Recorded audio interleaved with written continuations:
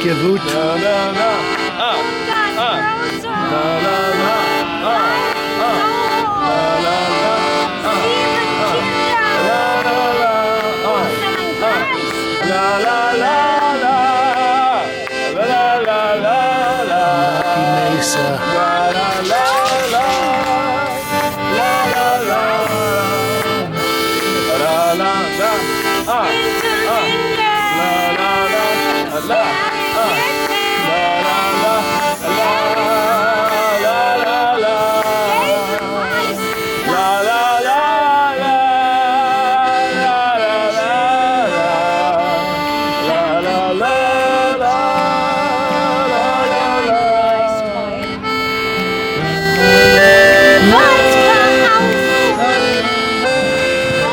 Hello friends, it's James Kalm here, half-assed reporter, the guy on the bike, and we are back to do what we do here. We are on East 79th Street. We're going to run in here to Skarstedt and look at a show by Kippenberger Paintings, 1994 to 1996. Thank you.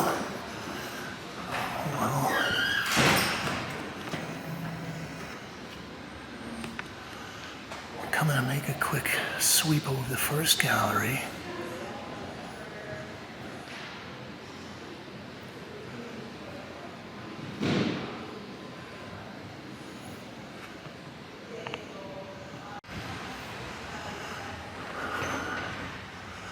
Well, we'll sweep the other two galleries.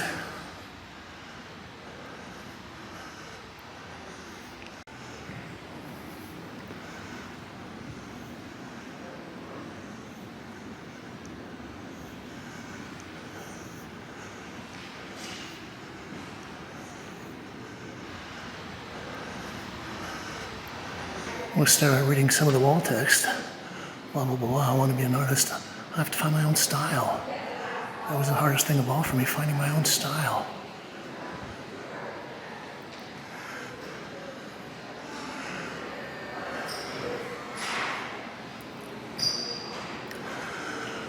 Well, I think that I first bumped into the work of Kippenberger probably here in New York in the mid-80s. He wasn't part of the Neue Wilden so much as the second wave of the German neo-expressionists, and that kind of made him interesting in that rather than being a shrieking expressionist, there was a lot of conceptual funny stuff going on with the work. It's titled Nude mit der Inflation aus der Sein die INP-Bilder.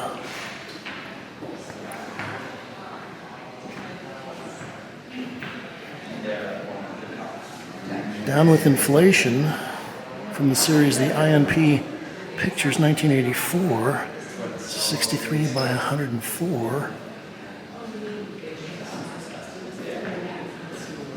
I believe this is oil on canvas. Well, Kippenberg was born, I believe, 1955 in Germany. And I guess he, at some point, was in Berlin and then left and went over to Cologne and maybe studied there at the Hochschule für Bilder und Kunst. And I think that said that although he didn't study with Polka, that Sigmar Polk was a big influence on him.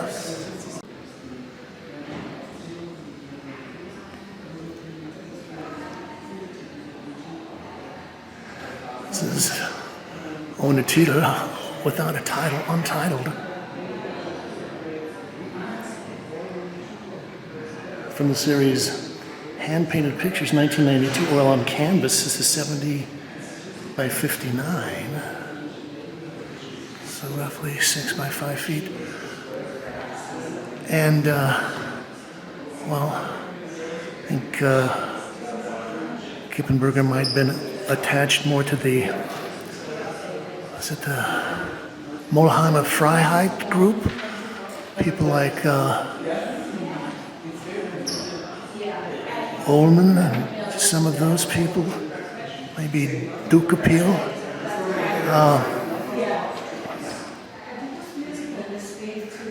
And I know that there was a big show, I think it was after he passed away, there was a big show that I think Gagosian sponsored of a series of works titled Bitte male malt mir, or something like Please Paint or Paint Me, in which Kippenberger hired a professional sign painter or a professional painter to make the paintings, and he might have gone in and done some interventions in them, but mostly it was work. It was based on photographs. A lot of them were portraits of him. Okay, let's go upstairs.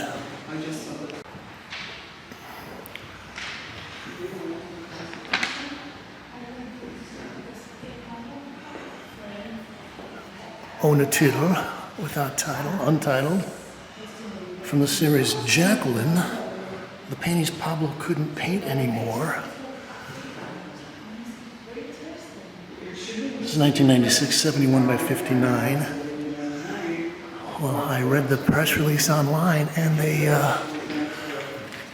talked about Martin doing a series, a late series, that was all based on his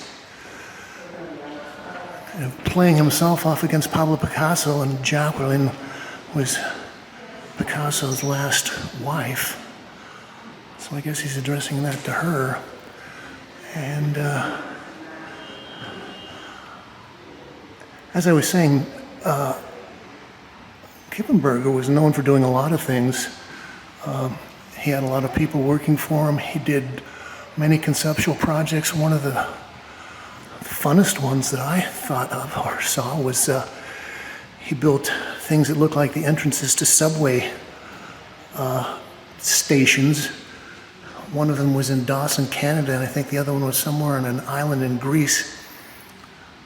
And that was it. You would walk down the stairs, there was a sound machine and some wind blowing there, but that was it. But he had a theory that he wanted to have an international underground subway, but all he could finance was the openings, the entrances.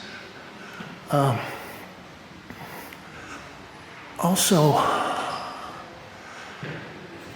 did a whole series of these self-portraits. This is untitled, from the series Hand-Painted Pictures, 1992. This is 78 by 94.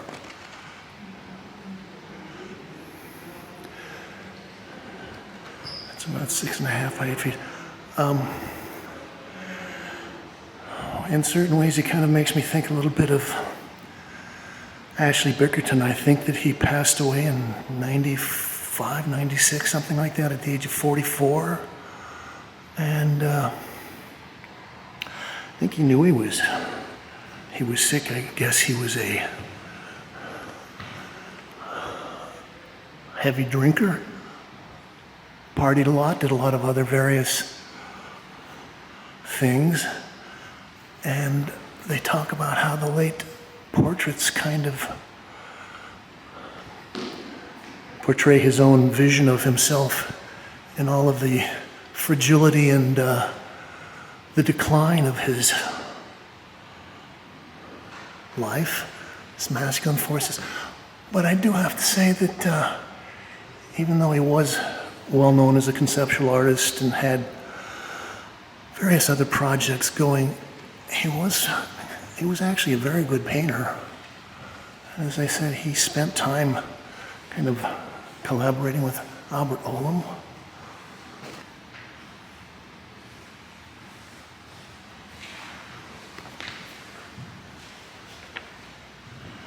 It's untitled, from the War Wicked series, 1991 to 1992, oil and lacquer on canvas. Okay, I got some crackle in there.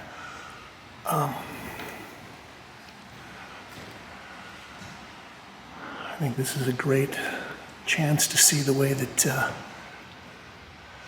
Kippenberger was kind of mixing up his motifs, his methods of painting. And, well, just formalistically, we've got this rectangle divided into 4 smaller rectangles, and almost your primary colors in there. And then we got this weird Saint-Nick character that's kind of brushed in, but you can see that he's mixed in a lot of, maybe that's where the lacquer is. It's very shiny. You've got this bird kind of painted in very softly, kind of photorealistically.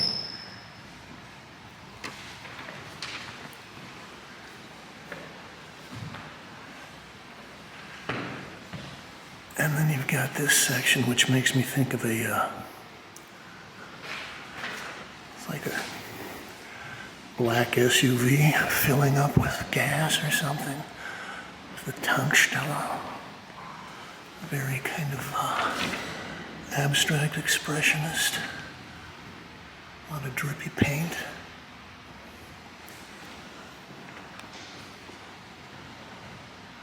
So I like the way he kind of plays off the very urgent, very direct, kind of idiosyncratic things against the very considered, technically academic sections. It's a lot of fun.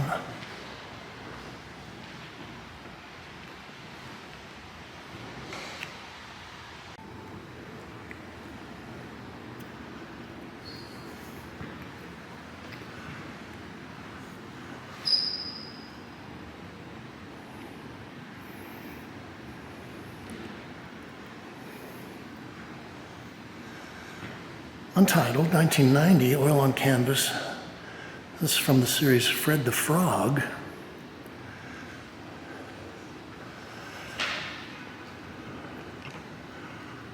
They say that there are a couple of themes that he worked with. One of them was the self-portraits. Another theme was the theme of the egg, I guess, which is an ancient alchemical symbol of transformation and rebirth. And then he had another character, which was his Freddy the Frog character. I guess there was some kind of German cartoon character. Well, as you know, I'm a big fan of text, turpentine, Schoma, format. Abstract, okay, looks like he's taken some headings from Art Forum and has spliced them in here. I did a couple of videos of his retrospective at the Museum of Modern Art. If you go to Google, I think I'm like maybe the highest or second highest rated Kippenberger video in that realm, so you can check those out. It was actually quite an extensive show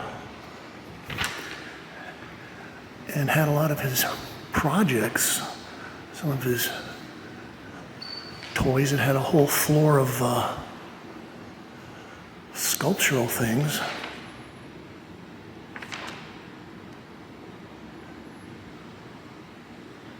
This is from the self-portrait series.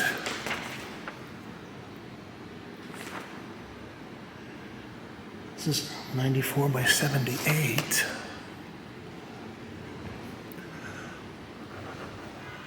Well, they're saying that a lot of these are parodies of a famous Picasso portrait, a photograph that was taken by David Douglas Duncan, I guess, in 1947 or something. And Picasso was maybe in his mid-70s at the time, kind of flexing. Other people have said that this also kind of played on his realization of his own mortality. And, well, I'm just looking at this graphically and I'm saying, okay, his legs kind of end here at the bottom, and then you've got what appears to be a couple of open boxes standing in front of a shrunk.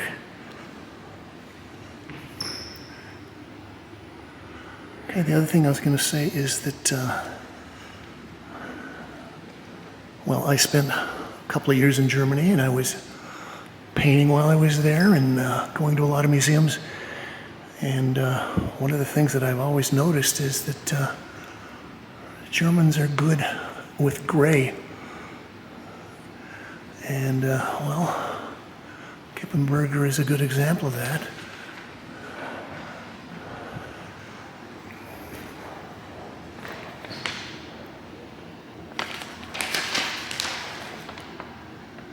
This is titled Dinosaur Egg, 1996, oil on canvas, 94 by 78. Okay, so here we got a couple of the things I was talking about, his egg motif and also the gray paint. Yeah, I think that for all of the kind of wacky, conceptual, trickster, funny man, comedian kind of things that Kippenberger definitely had a talent for the painting, and was an interesting, a good colorist. Also, he was extremely prolific, and so there's probably a certain amount of his estate that's left. It says this is signed in the lower right-hand corner. Kippenberg 96, so this is one of the late pieces. Okay, well, we're going to roll on now and try to get something else in that'll go along with this. Stay tuned.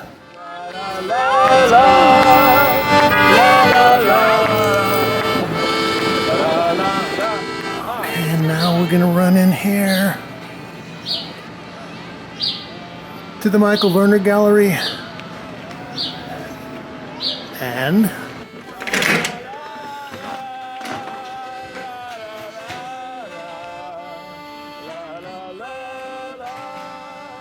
well, we're going to stop in and drift around a Markus Lüpertz exhibition titled Et in Arcadia, Ego, which is a reference to a Poussin painting and another Italian master that Poussin was riffing on.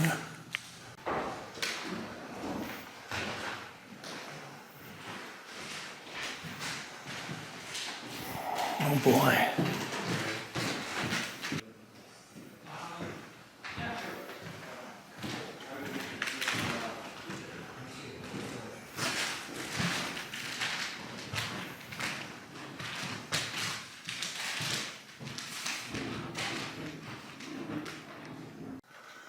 Well, let's start here. This is titled Let's Talk mit Diphraum, or in English, Let's Talk with Diphraum 2020 Mixed Media and Collage on Board in Artist's Frame. Well, we came up about, a year ago and saw a Lüpertz show that was all titled Diphraums, and I remember seeing some of those pieces when I was in Germany back in the early 70s, and of course I always wondered what Diphraum meant, and then I was studying some Greek philosophy, and they said that the Diphraum was actually a chorus, or a chant from a Greek chorus in a tragedy, a Greek tragedy.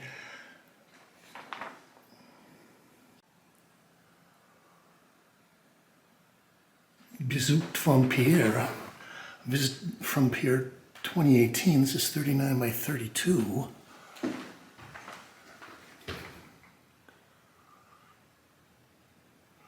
On these mixed media on canvas. Well, I read the press release and they were talking about how this is actually a very classical painter, although you can see that he's got some of his objects that he's had in some of the earlier works. There's a helmet and a palette. I guess that's kind of symbolic of some kind of warrior painter situation, something like that. Okay, let's follow the guide. This is a large piece. Suzanne Markus 2018 mixed media. This is 80 by 97.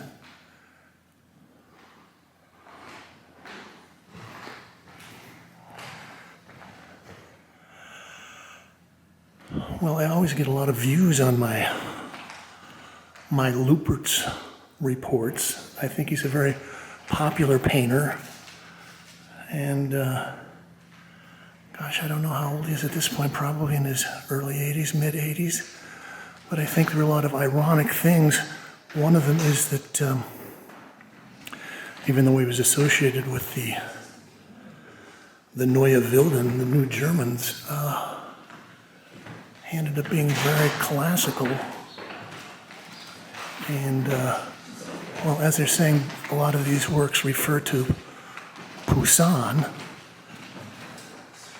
And I'm just kind of glancing at this and thinking that there's also references to another well-known, I guess, a German Romantic painter, Hans von Marais, wonderful, kind of eccentric painter that nobody in the United States knows of. I was also thinking some of this reminds me of Lovis Corinth, kind of a transitional painter between the Impressionists and the Expressionists. This is titled Russische Grün, Russian Green mixed media on canvas in artist's frame. So I'm thinking that in some of these paintings he glues pieces of cardboard onto the canvas and then paints over them. Sometimes he sticks in things that have got textual or photographic things. Also, I like the idea of the artist's painted frames.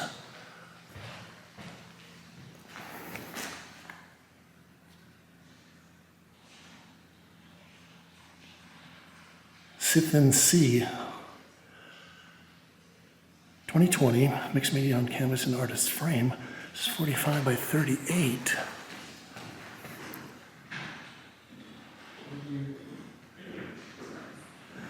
So as I was saying, it is kind of ironic that Lüpertz, so we're talking about in the 70s, was known as a very brash, avant-garde expressionist, and as time has gone by, he's actually ended up becoming quite a classicist. And oh gosh, some of this looks like it's got lead laid in on there,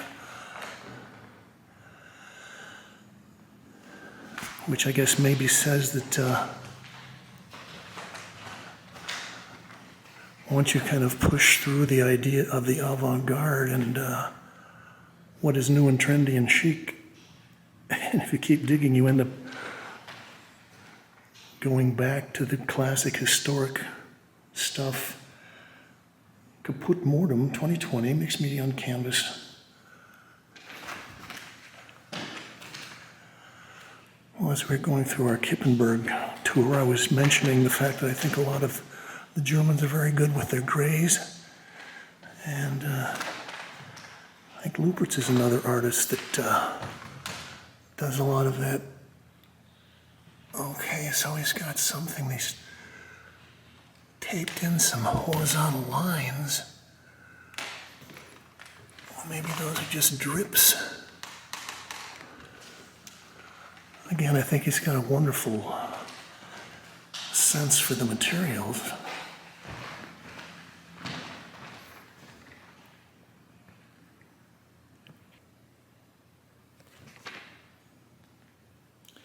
Denoct, Acadian, 32 by 39.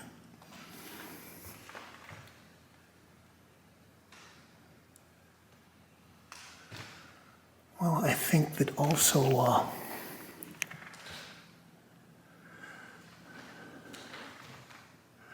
there are some German artists that kind of made it their business to reevaluate some of the other historic German artists that have been kind of downplayed. There was a whole group of people that thought that some of the German romantics like Arnold Buchteln and forget the other guy's name. There were 3 or 4 German romantic painters that got into the kind of neoclassicism, but a lot of people thought that that was kitsch. But I'm a fan of kitsch, and just because it's kitsch doesn't mean that it can't be interesting, great painting. So I was looking to see if this has got collage, but it says no, just mixed media.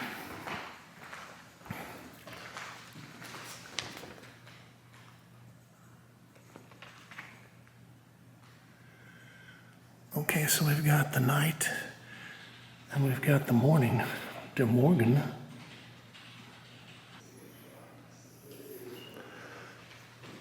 Well,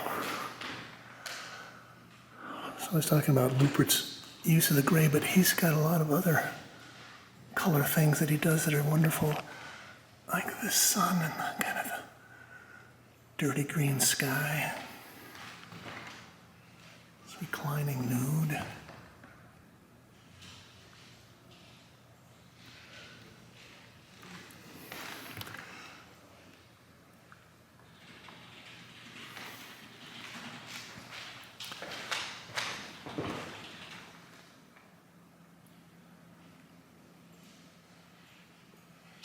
Let's talk back in now, 2020.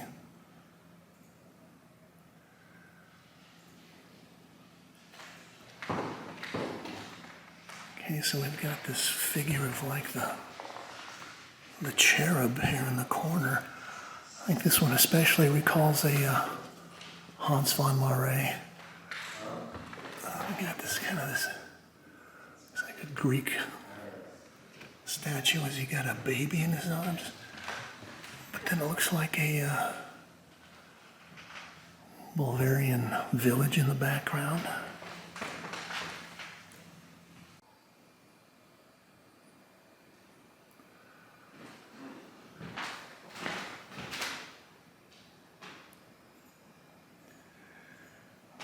Acadian. 2018 mixed media on canvas and artist frame. This is 78 by 98.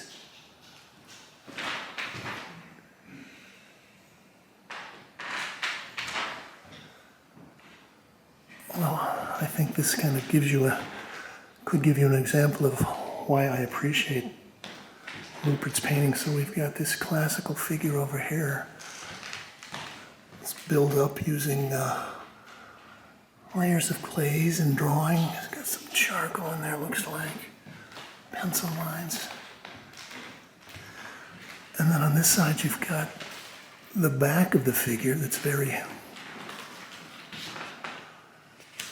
brusquely painted.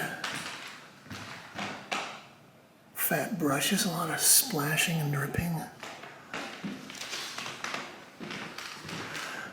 And then between them, like a fulcrum, you've got this little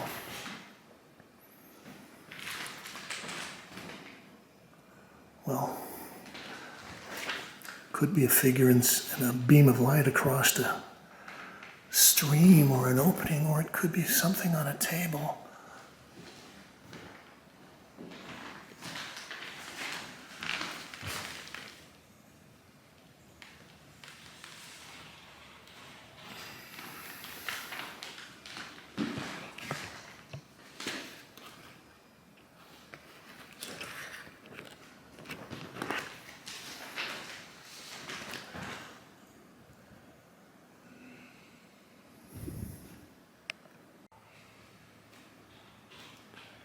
Student 2020 mixed media on canvas and artist frame.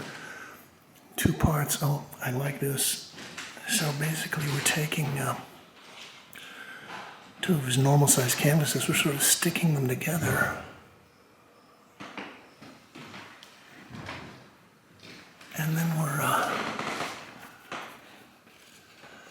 putting in parts of our composition, our classic figures. Okay, so I'm looking at this and I'm wondering about some of his painting things, and I noticed, I talked about this in one of his last shows, that he listed shellac as one of the mediums that he was using. And, well, maybe that's what he's doing some of these glazes with. It's kind of a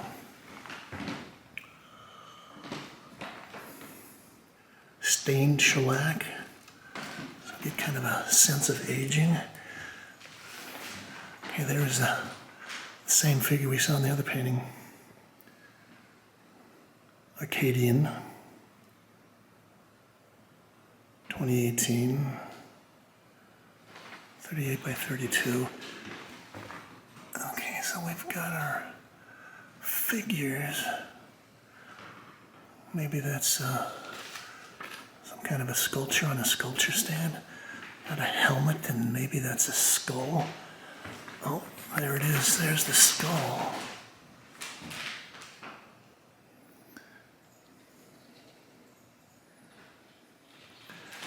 This type of palette with gold.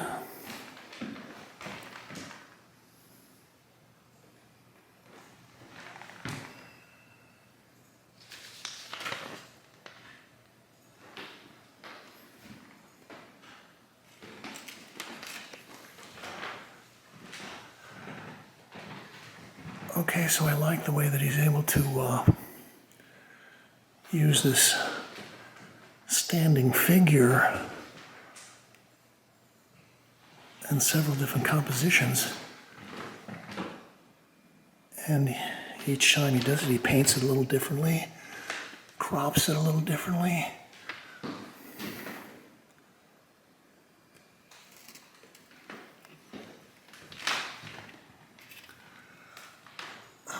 Got his little shifting leg down there. Let's go with the last gallery.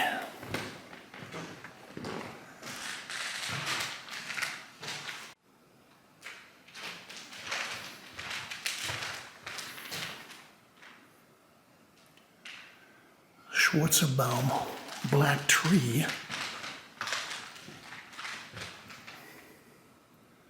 Mixed media on cardboard in artist's frame.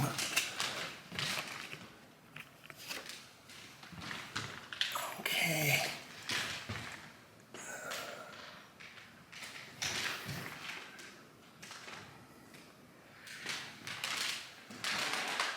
You know, I mentioned the fact that I thought that some of this work recalled Hans von Marais, and I'm also looking at this and thinking that some of this makes me think of Otto Dix, another very influential, important, significant German artist who, I guess he served in World War I and was painting in World War II, and really was critical of the whole Prussian, German military-industrial complex, but was a great painter, and also spent several decades kind of recontextualizing historical and classic art, particularly German art. This is titled Scythian Lake.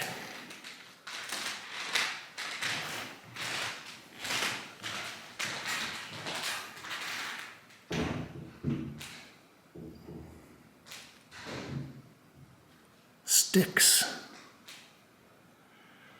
Mixed media, this is 32 by 39. Well, I like this, and yeah. Lüpertz knows how to break up his grounds, his compositions, and get some very attractive surface treatments happening.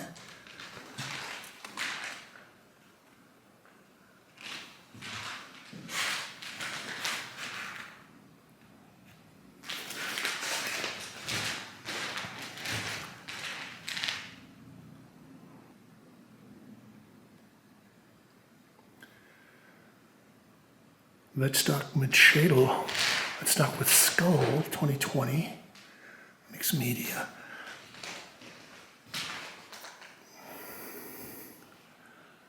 So again, we've got our, it's like a cow skull, a Wehrmacht helmet, something else, I don't know, is that a conch shell? Something.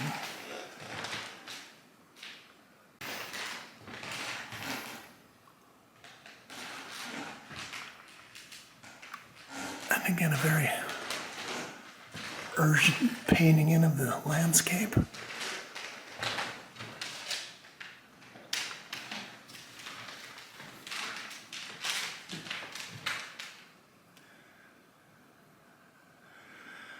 Vetstock Literature 2020, 32 by 39.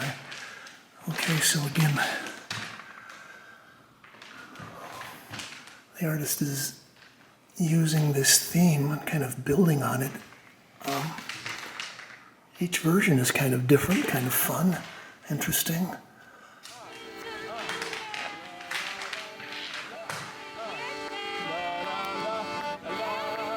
So this has been James Kalm reporting on Markus Lüpertz et in Arcadia Ego. Like a word gallery. You can like this, share, link it up to all your social media sites, and you can subscribe. And you can leave your thoughts, ideas, comments, criticisms, and reviews below. We used to ask you to say thank you, Kate.